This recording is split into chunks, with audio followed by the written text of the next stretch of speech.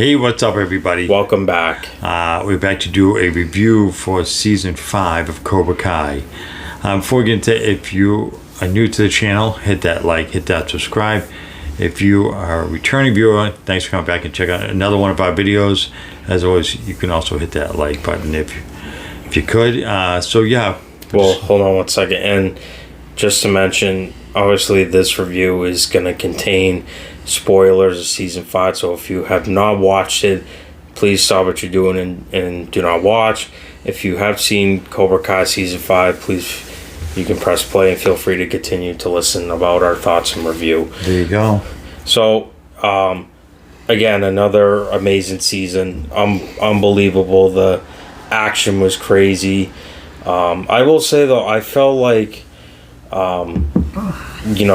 I feel like this was more of like Chosen's type season. Obviously, I like Chosen the way they've been doing with his character. Like he was funny, but at the same time, he was just really good. And the thing I was surprised too was about Mike Barnes. Obviously, they brought Mike Barnes back for season 5. I was surprised they brought him in as like a good guy kind of, because I figured since obviously in the movies him and Silver were good friends and all that, and I figured even we were talking about this before the season aired.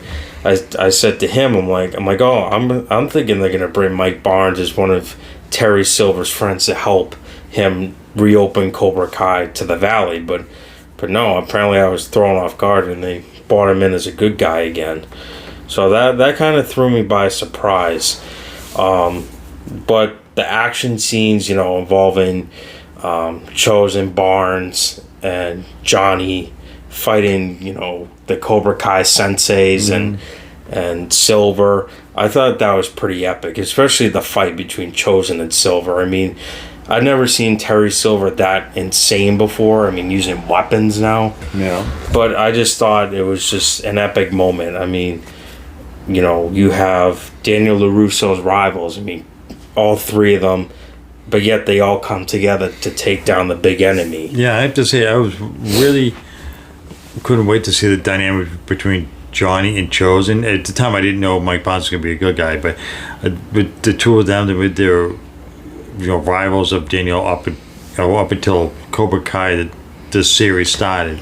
So to see Chosen and Johnny meet and see them interact with each other, I think they did a great job with that. They played off each other really well. It was a really comical, moments between the two of them. There's one moment where they're discussing, Daniel being a pain in the ass because he. Oh yeah, I remember. I thought that was really, really, really funny and really well done.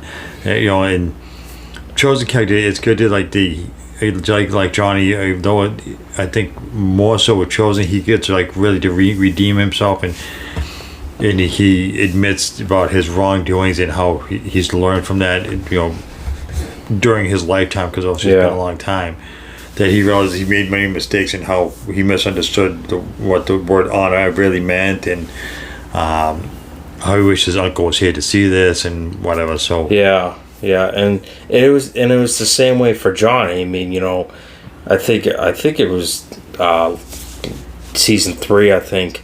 Even when Johnny, tells Daniel, the same thing, like he admits, he was wrong about everything and that he wishes his life could have been better, and he felt bad for the way he treated LaRusso during, their teen years and all that. So it was kind of a similar dynamic, kind of.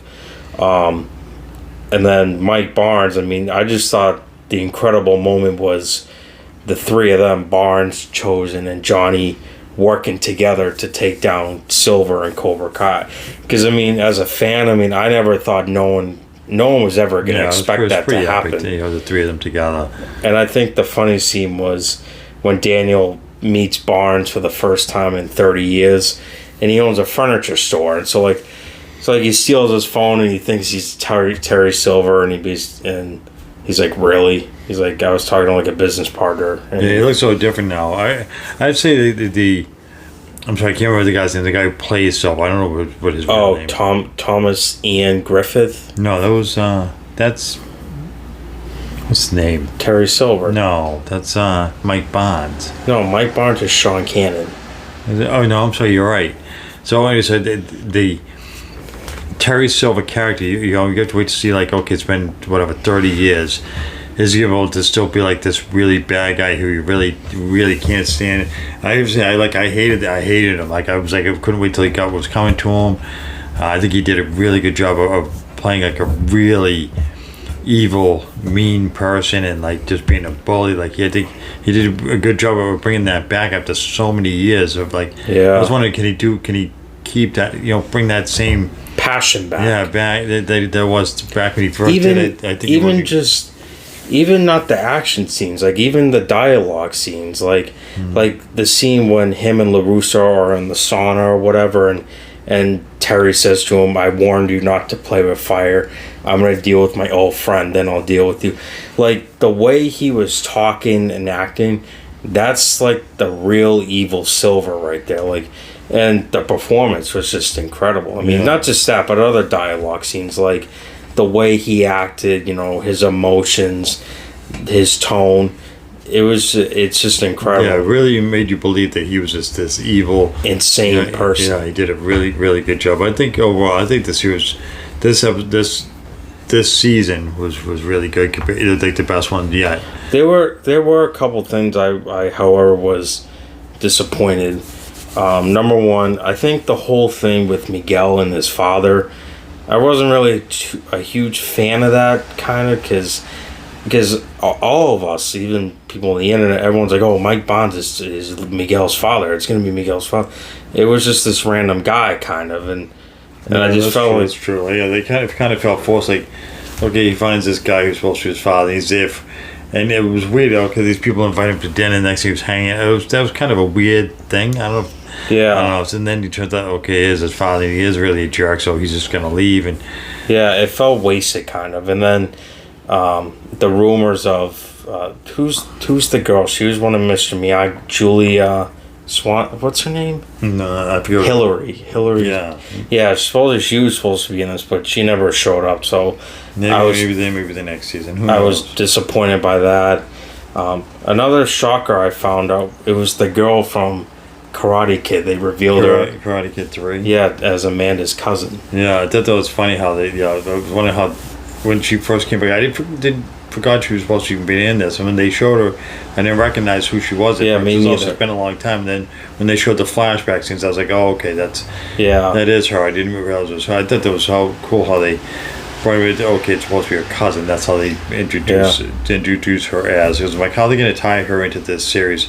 Also, she's just going to show up and be like, I'm another person from Daniel's past, and I don't know, it just seemed kind of weird. But I think they did a pretty good job with introducing her as. And even the different character storylines. Obviously, you know, from the students at Cobra Kai, like Kenny and Tyler, Tori. Miguel and Robbie didn't really like each other, but now they do. So it seems like the kids at Cobra Kai, when they find out Silver is a jerk and, you know, a thief and all that stuff at the very end, it's like they all turn good now. So I thought that was good throughout the different seasons. Like they go from like, oh, Cobra Kai, you know, it's such a great place. Kreese and Silver, they're really good, but then at the end, they realize, like, oh, these are terrible people. Like, what are we doing here, kind of? I'd say, like, this one of the biggest spoilers is that Kreese, there's one point where, near the end, where you think he gets killed in prison. Oh, yeah. But then turns out it was just, jelly. It was just a charade. It was Jello, and this other guy was in on it. So, and he managed to just walk out of the prison, and it was, like, regular clothes on. I thought that was, you know, that really surprised me. I really thought he was killed in that scene. But I don't like the fact that he just walked out, like, you know. Yeah, that was kind of a big. Although, I think, I suppose that if everybody thinks he's dead, but they're going to know he's missing. If, you know, obviously they can know he's missing. Because he's alive. Yeah, so I don't know. But the thing, too, is because all of these seasons, they've all ended on a major cliffhanger. But this one didn't really leave on a major cliffhanger, so now that Kreese is out of prison, so, like, I don't know what he's gonna do now. Yeah, like because Cobra Kai is pretty much dead now. Silver's in jail now. Silver's in jail, and Creed is Released. Creed is released. But so I don't know how they're gonna. I was hoping that they would finally redeem Kreese after so many. I was hoping, because the scene where Daniel and Johnny go to the prison to get information for Kreese about Silver's plan with Cobra Kai, because they made a deal. So the deal was Daniel was going to get him out of jail in exchange for information.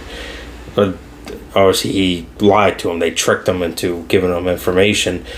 But when Kreese says, oh yeah, he wants to make it global, I think you're going to need me to take him down or whatever. And then they're like, no, you can stay in your cell. We got the... Yeah, he probably... I was hoping, because the moment they sat down, I'm like, this is it. He's finally going to be a good guy and help him. But they're like, nope, you can stay in jail. He's still himself. He's never going to change his... he's just always going to be John Kreese, this jerk, rude guy. Yeah, maybe season 6 he'll finally turn. Yeah, maybe. Who knows? And I think the other ridiculous part is the guy who plays Stingray. Him. Yeah. He's kind of ridiculous. I mean, he's a funny character, don't get me wrong. Yeah, that was kind of funny. But it's just funny because Daniel and Chosen show up to his house and they accuse him that they're like, oh, you lied to the police about Silver. Silver was the one that beat you down, not Kreese. And then he basically goes, oh, then why would someone leave this article in my mailbox? And he was, I don't know why somebody would leave that on your mailbox. But he ends up telling the truth later on. And I think it's also the fact that they keep bringing up Miyagi. I think Johnny brought up at the end of the season. I think that it's funny how every season they've keep bringing up Miyagi. They want to keep that as a theme. And to keep Mr. Miyagi's legacy going. Yeah, so Ralph Macchio, they interviewed him. He said, that was a big thing for him.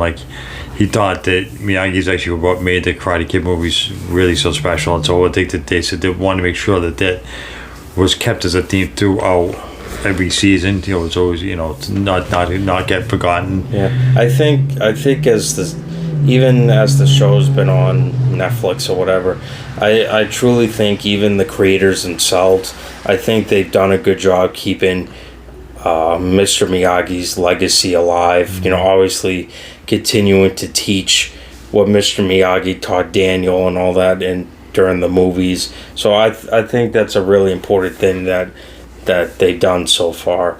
The other thing I want to discuss, I don't know how many more minutes we've been doing this, but I just don't want to get too long. Right. Was the final fight between Silver and Daniel.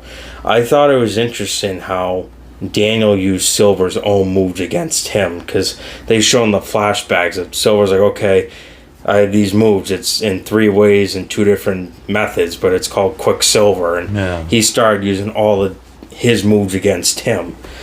Because obviously during, I think, the first episode, Chosen recognized the moves Terry Silver was doing. Those from Master Kim or whatever his name was. So I thought that was kind of interesting. Yeah, and it kind of shocked Terry Silver, because he was even when they were fighting, the look on his face, he was just saying to himself, how does he know what moves I'm gonna do? How does he know? So I just thought that was an incredible moment, and he brought back the crane kick. No, that was a little cheesy, but whatever. Cheesy. So overall, I don't want to make this video too long, but overall, I think this is probably the best season yet.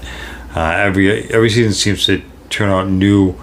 I would say seasons 3 and this one 5. They keep bringing up good ways to change the story a little bit to keep people interested in whether it's new characters or just a different direction. What people were expecting is something different.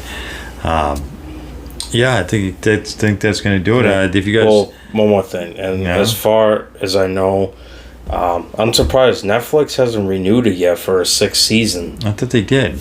No, well, there are rumors they did, but I don't know, because usually every season they renew I think it they're going to ahead. renew. It's been such a big success that I can't imagine them not renewing it. But Netflix has been known to just cancel stuff, even if it's good. So Yeah, we'll have see. to, you have to wait and see. Hopefully they renew for another season. 'Cause Yeah, it'd be I hope so. 'Cause terrible it's if they- been if they good. don't.